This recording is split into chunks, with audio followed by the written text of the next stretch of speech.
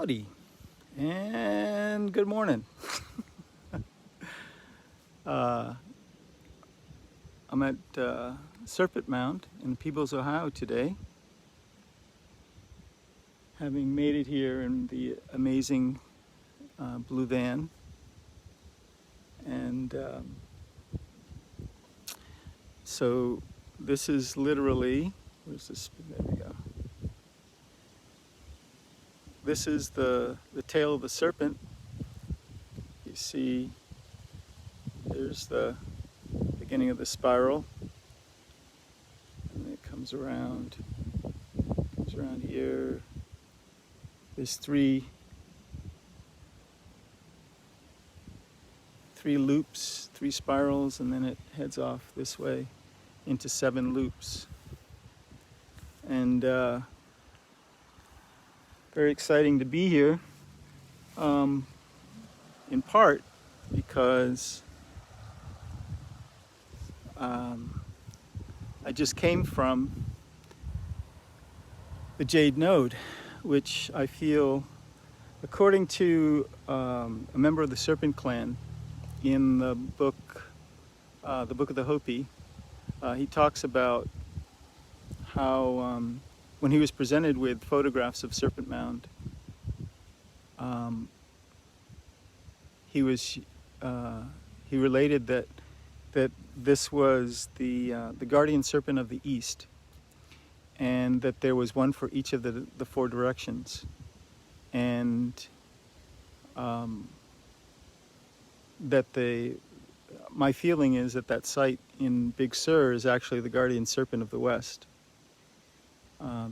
what they called Katoya, the black serpent. And so that's where I was on the solstice, and it's kind of fitting that my first touchdown after the crazy journey of the past couple of days, I don't try to relate, culminates in me arriving here at the guardian serpent of the East. And what most people don't know when they look at Serpent Mound, they're like, what's this all about? Hey there. And it's a celestial observatory. These 7 loops, each one of them is aligned to a significant point on the horizon that has to do with celestial timekeeping. And I'll just step over here and get a kind of a grander view. Okay, so this is the first loop, and then it culminates over here. We'll get there in a moment, with the head around an egg. And each one of these loops is, as I said, is aligned to, like, for instance, the sunrise point on the autumnal equinox, the spring equinox, the sunrise and sunset points on actually the tail is pointing towards the sunset point on the winter solstice sunset point, and the northerly point is the sunset point on the summer solstice. And there's actually one of these loops that has to do with marks the lunar minimum, and the lunar minimum is a really interesting point. It happens once every 18 and some change years, and it shows or it records the minimum itself is when the moon doesn't reach all the way to the edge of the the boundary of the ecliptic. It doesn't reach all the way 23 degrees above or below the celestial equator. And that happens once in one lunar cycle every 18.63 years, I think it is. And it's interesting that, you know, whenever this place was built, that it was significant in awareness, because that's pretty esoteric stuff, for them to build that into the construction of this mound site. You know, that kind of tells you that the people that built this were, you know, star knowledgeable. They held the star knowledge, and were certainly working with the star nations, as they put it. So I'm about to go visit my friend Juniper, who first introduced me to this place. It was when was that? That was like 1998, and at that time she brought me here the first time close to the. It was about 10 days before the solstice, the winter solstice, and then I came back 6 months later, and we came over here about 10 days before the summer solstice. So I got to see, you know, it at these two extremes, and it's interesting because this whole thing is a crescent on top of this bluff that is, you know, marking these two significant points, the summer and winter solstice sunset points. And according to, I'll start walking down. According to the member of the Serpent Clan in the Book of the Hopi, this, wow, dragonfly. Where's that damselfly? Damselfly, right? Blue one. I love. That's one of my spirit compatriots. Had a lot of messages come through them over the years. I love them. I've got an incredible story I'll share sometime about that, about damselfly and dragonfly medicine, and a wild trip to Amsterdam. Seriously incredible story. But I don't have time for it today. But remind me, and I'll bring it up.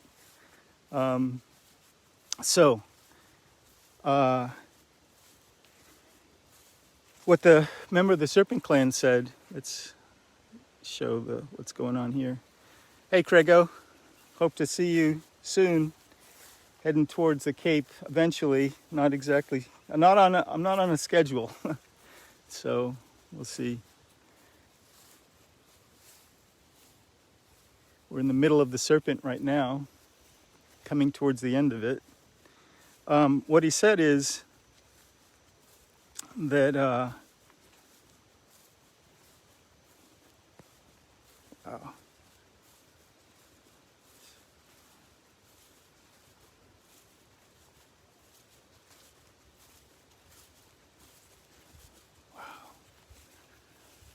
just taking a moment of silence here.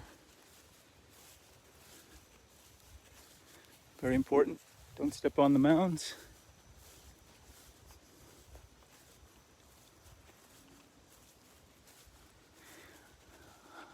This is good. Okay.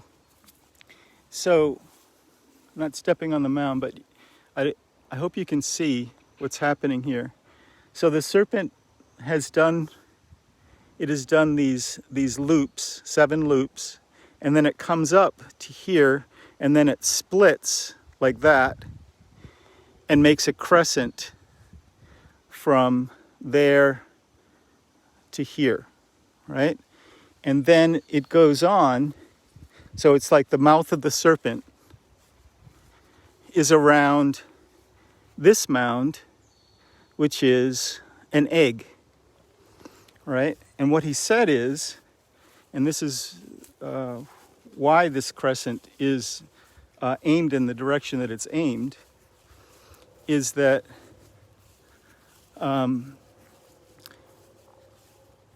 the crescent is the mouth of the serpent, and the egg is the village.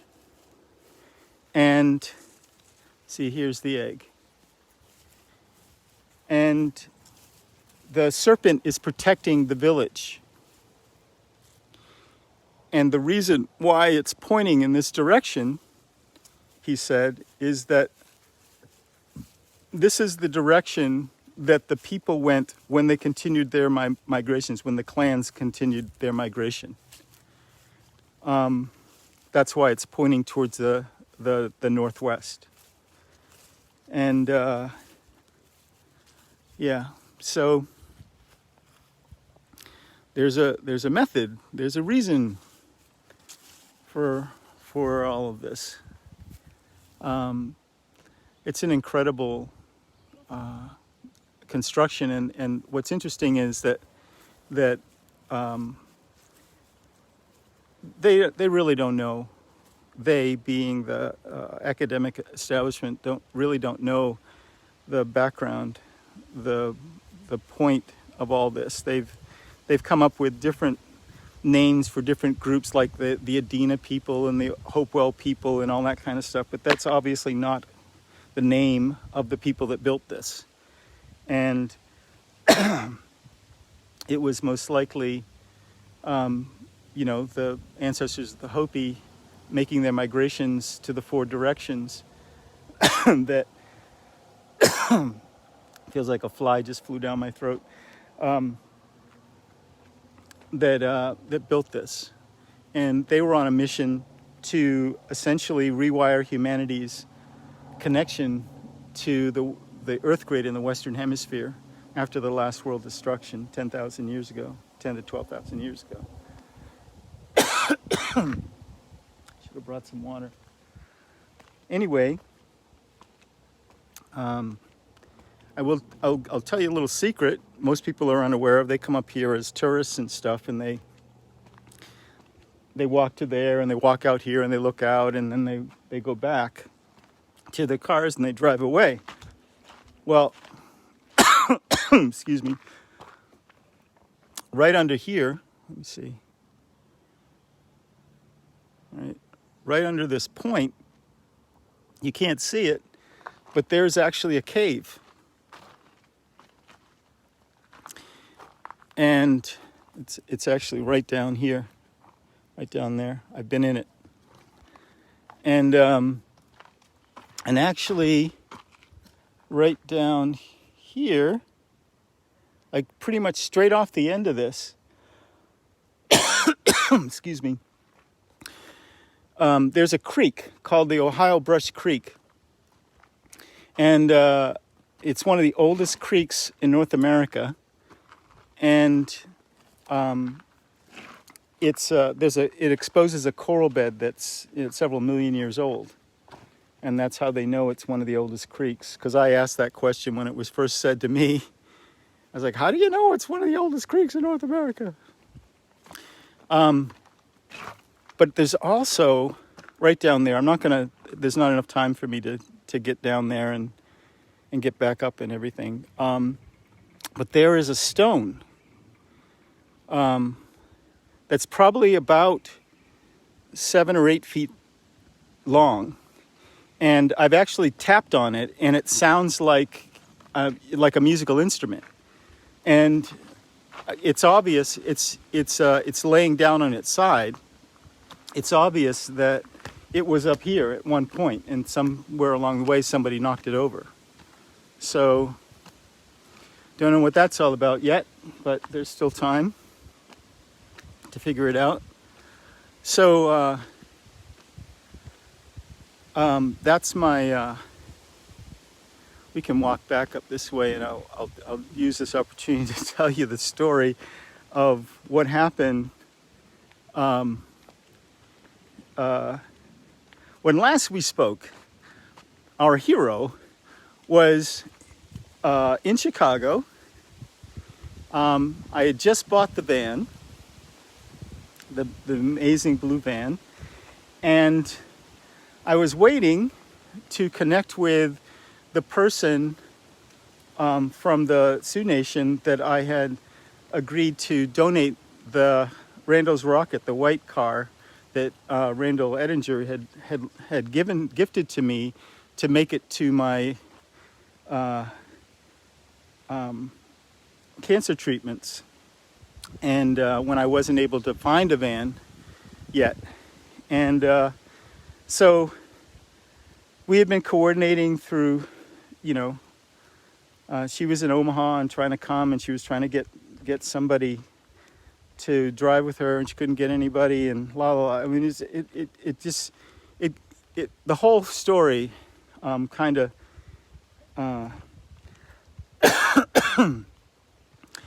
the whole story hello. Hi. Kind of taught me the lesson of how challenging it can be to give somebody a car. Hello. A brother just wants to give away a freaking car, and it became very, very challenging. Is a good word to use. So what happens is,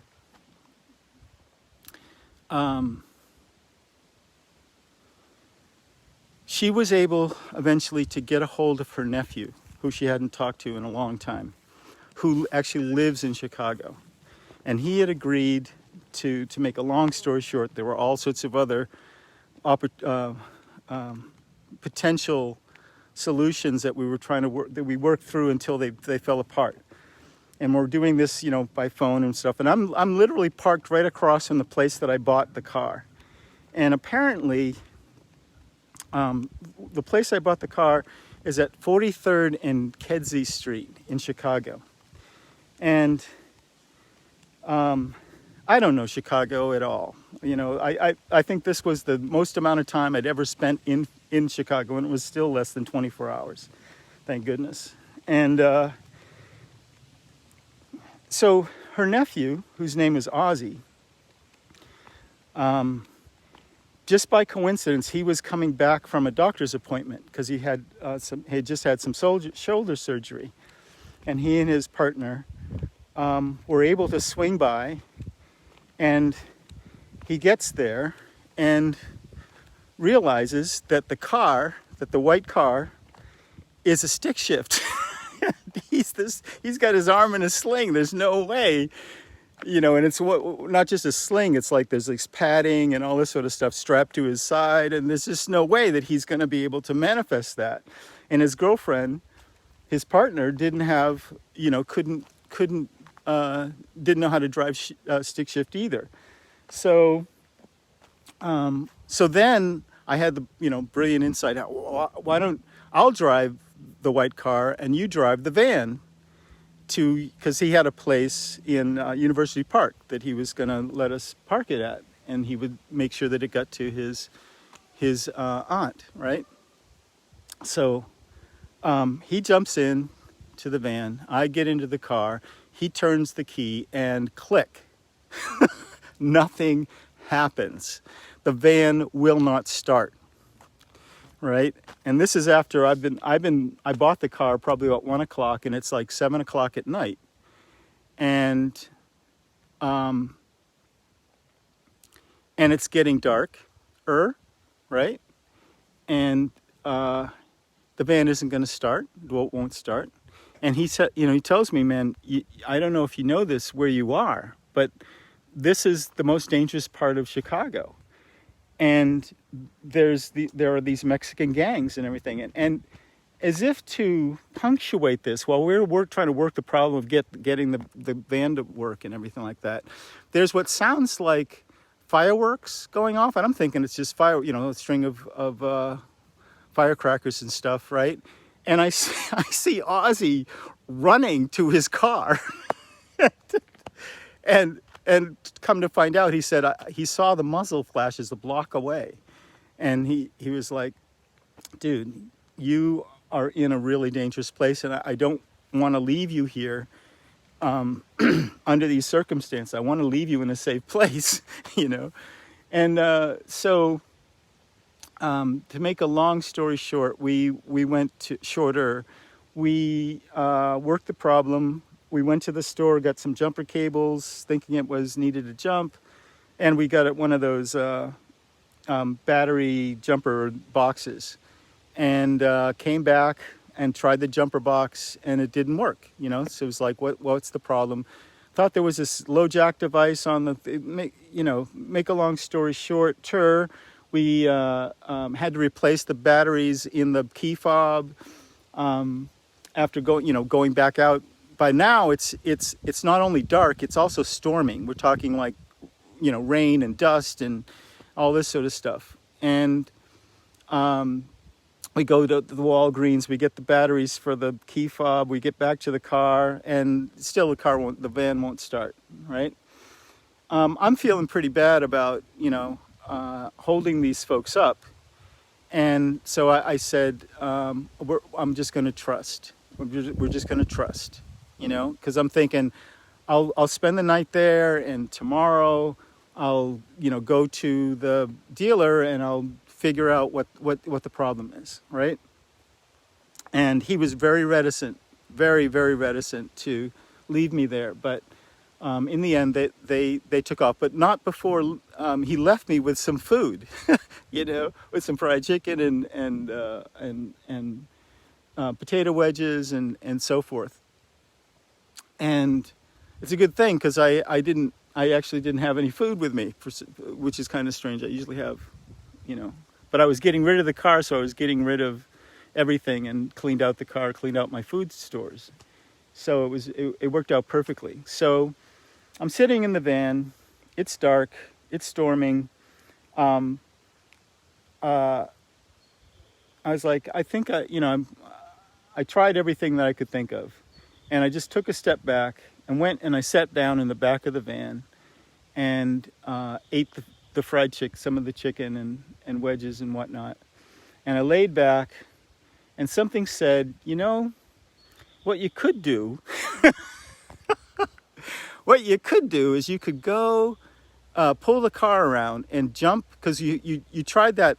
Maybe that box wasn't giving it enough juice. So, and maybe it just needed more juice, right? So pull the car around and jump the car. Let it, you've got all night, right?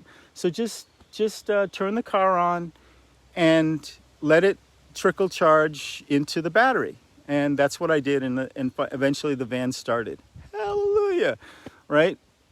So, because I went on Google forums and everything for Sprinter vans, figuring out, because there was like an error message in the dashboard and all this. I mean, it's just like craziness, right?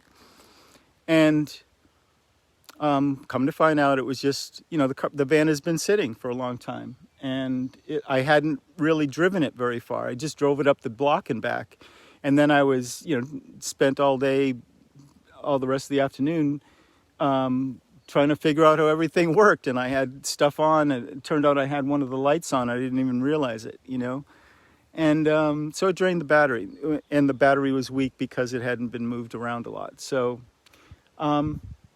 I got it going, and I texted. By that time, it's about 1:45 in the morning, and I texted to Ozzy that I got it going, and he said, "So you want to bring it over here, and I'll Uber you back," because his girlfriend used to work for Uber, so she had all these points and stuff.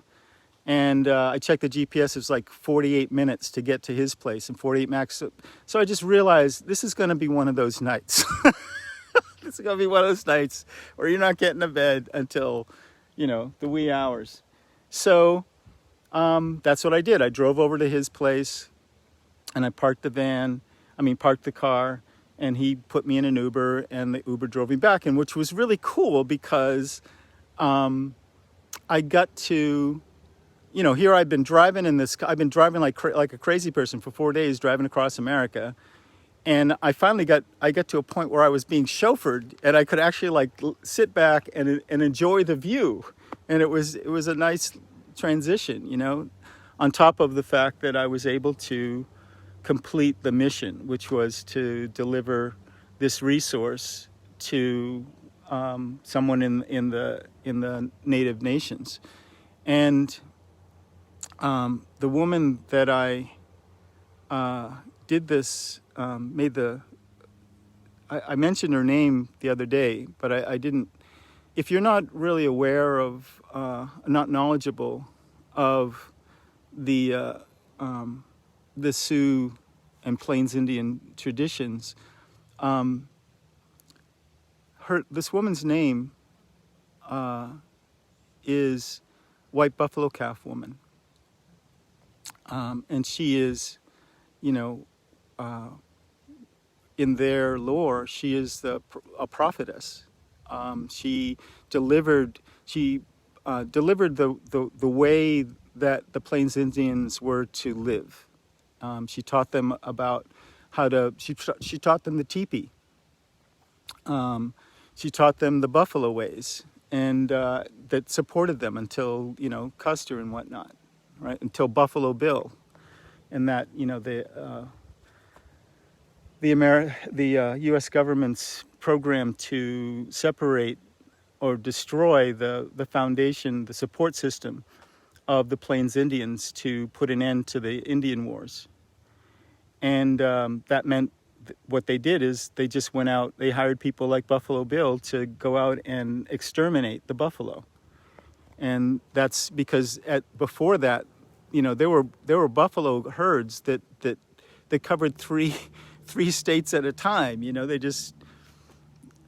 was that plentiful in buffalo. And now, you know, we speak of buffalo as I mean, how many people have actually seen a real buffalo? The only time you ever see them is if you you see them on television, or you see them in a book, or you see them in a behind bars somewhere, you know, in a zoo. But the mid part of this country was theirs for, you know, a couple million years, you know. So anyway, and so when I heard when I asked her name, and she told me, because she said it in Lakota, and I'm not even going to try to pronounce it. I'll butcher it so badly. And I asked her, what does it mean? And she said, White Buffalo Calf Woman. I was like, this is so happening. You know, giving a white car as a gift to White Buffalo Calf Woman. I mean, that had to happen, right? And I felt tremendously blessed. And I really appreciate Ozzy's help, and just getting to know Ozzy in this whole thing. We really had some fun. We had some ceremony as well, and I felt very blessed by him taking on this mission with sincerity, and helping me through every part of it. You know, so that's done. But I want to take this moment to announce an initiative that's come out of this effort. So there was, in the course of trying to find and identify someone to gift this in the tribes, to gift this to, there were at least 3 other situations I was made aware of, and my friend Maureen Rose Ice, also known as Morning Light, who helped facilitate this transfer, by connecting me with the tribes. And she's an activist, and she was at Standing Rock, and she didn't let it go at Standing Rock. She's been working with the tribes since then on a range of issues, and so she was networked in with them, and was able to get the word out pretty quickly, that we had this resource that we were trying to pass on, thanks to Randall making the initial donation of his car. And so what ended up happening is there were 3 other situations that we were made aware of that we weren't able to connect with. We weren't able to provide this resource to. But that got me thinking, and I said this at the time with the sister Precious, Precious Black Elk, that, I wished that I had a whole car lot to dole out, to give to people, because, you don't want to say no to somebody when they tell you, that their grandparents are in need, Yeah, so what we've done, what's come out of this, is this thing that we're calling Cars for Relatives. So right now you can go onto Facebook. We started a Facebook group called Cars for Relatives. And if you have a need, we'd really appreciate it if you'd say what it is that you need it for, like who it is that you need it for. And ideally, we're trying to get cars for people that were in the situation that I was in, that, need to get to treatment, whether it's cancer or dialysis or whatever, in the nations, in the Native American tribes, or in Canada they call them the First Nations peoples. So it doesn't matter what tribe you're with, but we recognize, it's been pretty obvious that there is a tremendous amount of systemic poverty, and lack of resources on the reservations. And we want to do whatever we can to alleviate that, of course, right, everybody? So when we live in a world of plenty, so it's just about redistributing getting it to the people that need it and could use it most, right? So if you've got a need, go ahead and say what that need is on the website. And if you've got a resource, go ahead and review and say, I've got a car and it's in Florida, and and if you, maybe we can, let's take that analogy further, right? Let's say you've got a car in Florida, but you can't get it to the reservation in South Dakota, let's say that there's somebody that needs to, is willing to be a runner, right? To go to Florida, get the car and bring it back and deliver it to the person. And, so what I'm saying is that there's a role for everybody to play here. And it would be really great if we could, all contribute, even if what you can contribute, even if you don't have a car and you don't have money to donate it, or, because another major issue is like in this situation that just happened.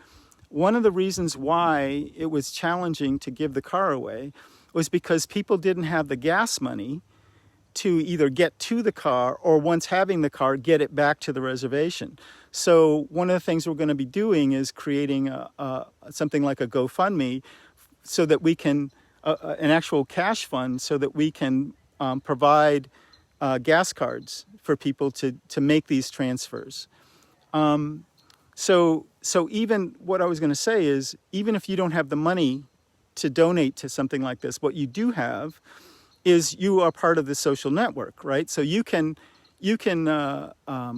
post the link to Cars for Relatives on your Facebook page, and you can promote it to your network, and that in itself is wealth, right? That in itself is enough to make sure that is to provide an opportunity for those in need and those that have plenty to connect with one another. And thank you very much for doing that, and for listening to that whole thing. So Cars for Relatives, and I hope that's clear. If you have questions, go ahead and PM me, and I'll do my best to break it down for you. And also, we want to set it up so that the thing runs itself, so that we're not arbitrating. We're not the ones saying, okay, you need to get this car to that person or whatever. No, this is us. It's everybody. It's everybody working it out, and with full transparency. Somebody states a need, somebody states a resource, and just, let's work it out in public so that everybody can see how this thing works. because it's a win-win-win-win-win-win-win-win-win-win into infinity. Like everybody wins. You just feel good. Like right now, you feel good hearing about this idea, right? And it's like, why didn't we do this before? You know? So, and hopefully the whole thing has legs. So I think that's all I'm going to say about it right now. I mean, I can talk about it in the future at other streams and whatnot. So back to the story, right? So I get back to the van, and it's like, I don't know. It was probably 4 a.m. You know, 3. It was between 3 and 4 a.m. I get back to the van, and I start it up. And on my phone, I have my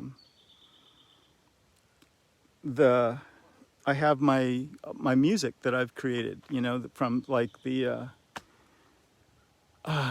album Journeys Underneath, right? And my favorite track on that, or one of my favorite tracks, it's the last one. It's called Causal Plane. And right before I'm sitting in the driver's seat, I turn the key on, and something says, you know what? I was like, I feel like music, right? And some music, Mr. Music, please play. And something said, you know, you should be able to route your music through the car, you know? You got to understand, before Randall's Rocket, actually Randall's Rocket is a 1995 Honda Civic, right? Before that car, the earliest or newest car I've ever owned is a 1981 Volkswagen bus, right? And so all this stuff, you know, like cruise control. I've never owned a car with cruise control, right? And you know, there's things where you can talk on the phone in the car. I mean, I've never had a car like that before until now, you know, and this is a 2006 Mercedes Sprinter. So I'm just winging it. In fact, yesterday I was driving up here and up to Ohio or to Ohio, and I'm driving along, and I suddenly took my foot off the gas for a second, and the gas in the car just kept going, and I'm like, wait a second, that must be the cruise control, and how did I turn that on? You know, I had to figure it out. It was a lot of fun, and there's a lot of figuring stuff out with this van, because it's like I realize I've been a techno peasant. I realize that it's okay. I'm okay with that. So, I support techno peasantry. And the best part about techno peasantry, I think, is aside from being a techno peasant itself, is it's like that part where you come out of a movie theater in the middle of the afternoon. You come out of a matinee. You know, when you actually, having been a techno peasant, you get to experience, you know, suddenly some technology that is pretty useful, and if not useful, at least fun. You know, so. So there's that. So what happened is I figured out how to route my phone, my favorite piece, Causal Plane. And just a quick aside about that. So the last 3 tracks of Journeys Underneath are Etheric Plane, Astral Plane, and Causal Plane.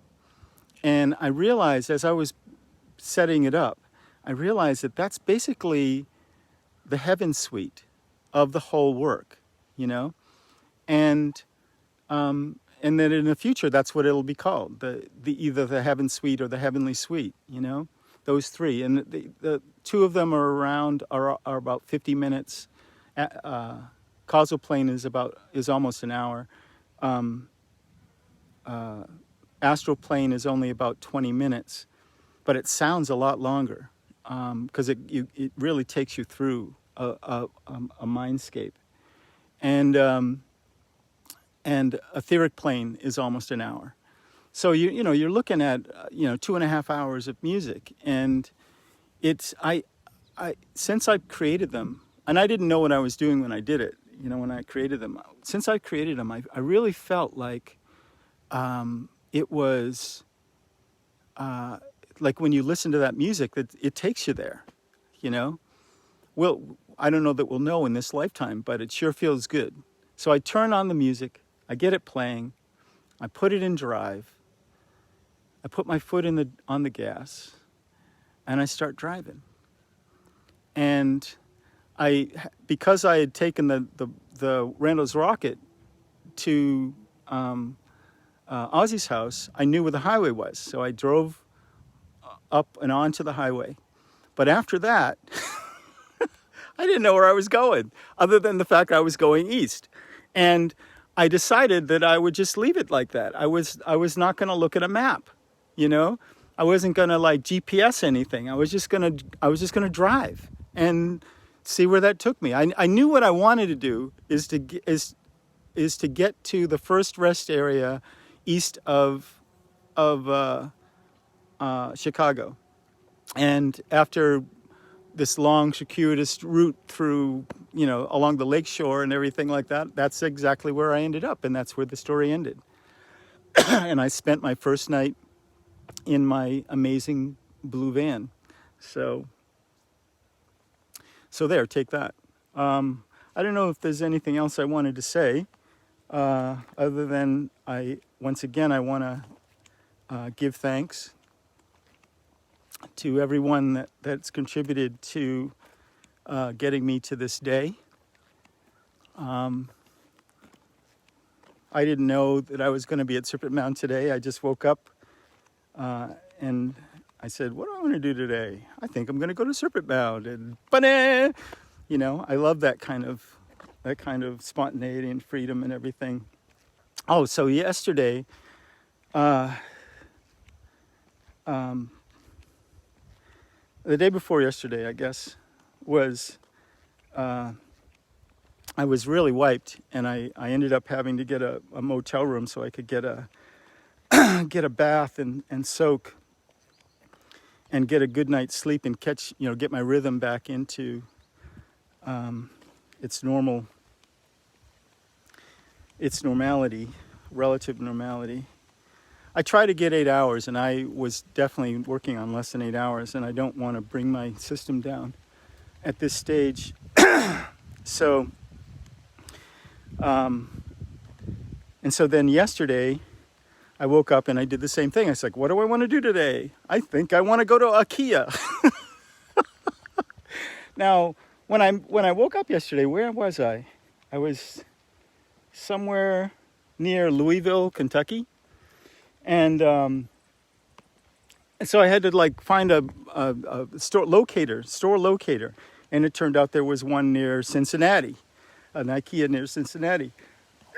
So the reason why I was looking for an IKEA is I think that bug is right on the lip of the back of my tongue. Come on, bug. Oh, wow, this is cool. This is a nice view. Oh, I can go up here. The overview. So, let's go. I find the IKEA, which is about a half an hour northeast of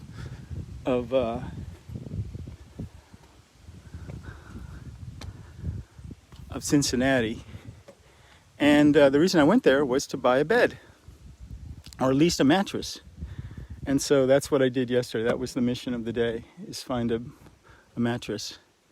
So here you can see the 7 loops of the serpent, and over there is the 3 spirals, and we're facing the sunset point for the winter solstice. And this way, we're facing the sunset point of the summer solstice. All right? And the middle loop, I think it's 1, 2, 3, 4, 5, 6, right? I think it's this one. That points to the sunset, the sunrise point on the equinox. the autumnal and spring vernal equinoxes. And here you go.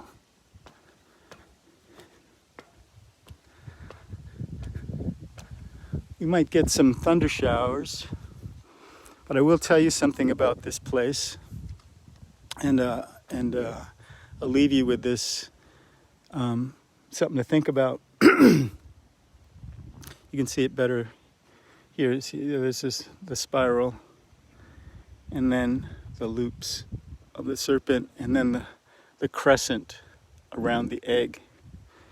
And it looks like this place sometimes it can get lightning strikes.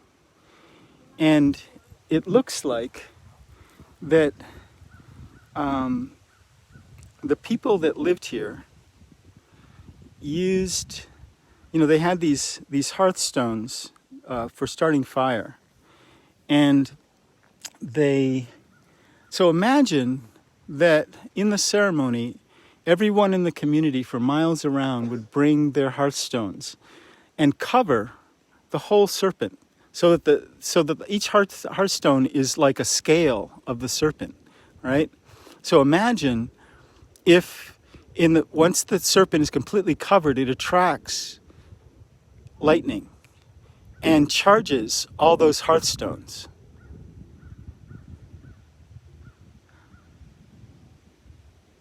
How about that?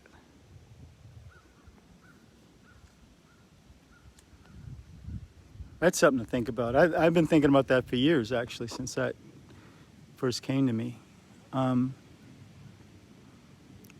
So, yeah, I just heard some some thunder. And we're going to make our way down out of this metal tower. In case we find out what happens when the lightning strikes.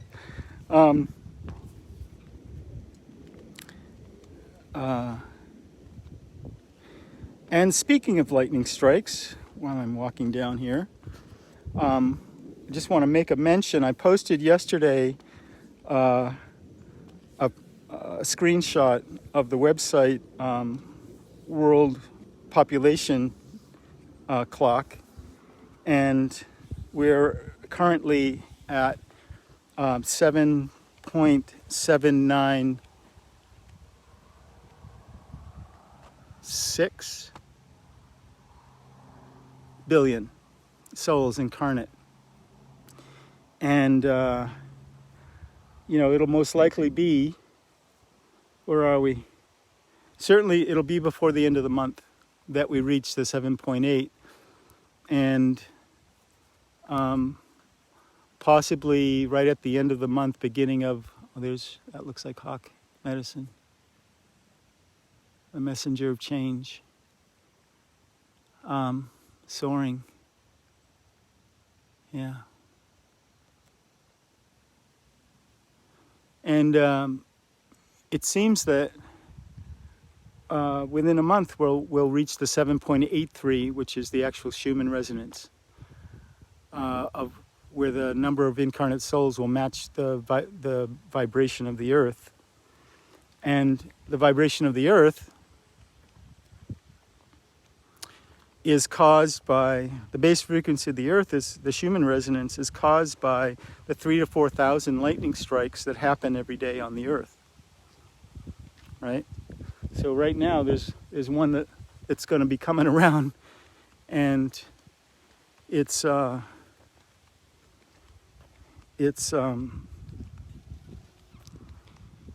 reminder of what we have, what we're in the midst of.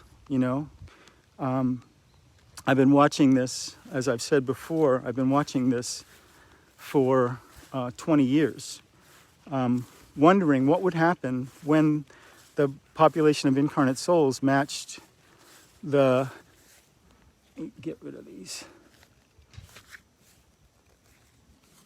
When the population of incarnate souls matched the base frequency of the earth. And to give you an idea of how powerful it is, I mean, you can see what's happened in the past, 9 months for the whole world. And, or just in the past 2 months for the whole world. This acceleration and this time, this mandatory time for everybody on the planet to stand still, to be still, and to listen and to consider, what is it that I specifically as a soul have chosen to come to Earth for, right? And if you're not thinking about that, this is your golden opportunity to do that. If you want to know, why is all this happening? Just ask inside and listen for the answer, right? So no one could have predicted this. But to me, from my perspective, the COVID-19 and the George Floyd events are manifestations of this greater narrative that we're living through. And I feel in my bones very blessed to bear witness to that, and to not be freaked out about what's happening, because if you're not seeing the spiritual root of the unfolding, what you are seeing is just what appears to be chaos, right? And chaos is sacred too, right? So that's enough of my soapbox, I think.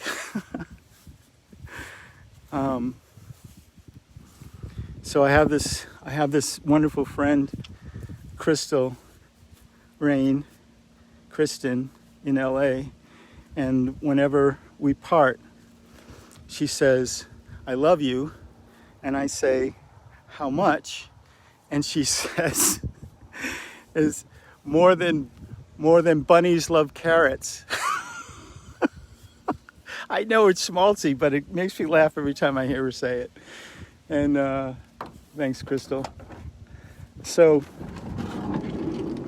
and let's face it, I'm kind of a schmaltzy person.